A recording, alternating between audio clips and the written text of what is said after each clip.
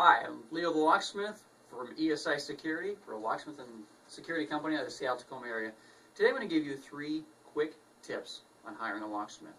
Now in Washington State, as with some other states, not every state, but Washington State definitely has this, in order to be a locksmith, you need a contractor's license to work on a house, residence, safes, things like that. So in order to have the contractor's license, you get a contractor's number and you have to have a bond in place. That bond is there to protect you, the end consumer. So as you're calling around looking for locksmiths, trying to decide whether you want to use locksmith A or locksmith B, you can always ask them, what is your contractor's number? Now, if they don't know this off their head, top of their head, they should be able to get it fairly easy because it's required to be on all our stationery, our cards, our invoices, etc. So it should be something, just go get your card, let me see your contractor's number. From there, if you want, you can certainly go to Washington State's website, lni.wa.gov, and verify that they really are, the contractor's number is valid. They don't have any suspensions or fines against them, etc. Make sure there's somebody you want to use.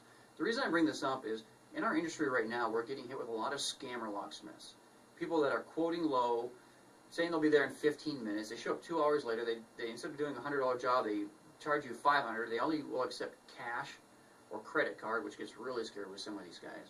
And they're getting away with this because the police can't do anything about it because it's not a criminal offense. It's an inspector. The inspector has to get out there and catch these people because it's a contractor offense.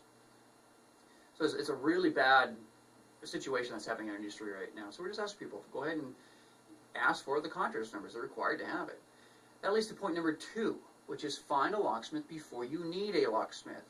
Nothing's worse than being 10 o'clock at night on a Friday and you lock yourself out of your house and you can't get in and you're on your phone, you're trying to find somebody and you don't know what you're getting.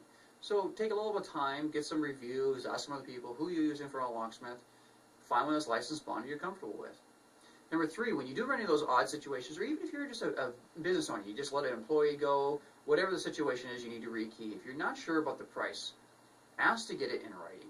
For example, on our invoices, you're going to see our name, ESI Security at the top. We've got our contractor numbers right next to it, like we're required to.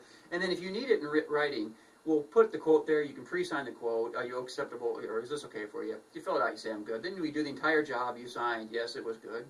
Pay us cash, check, credit card, etc. We'll get you taken care of.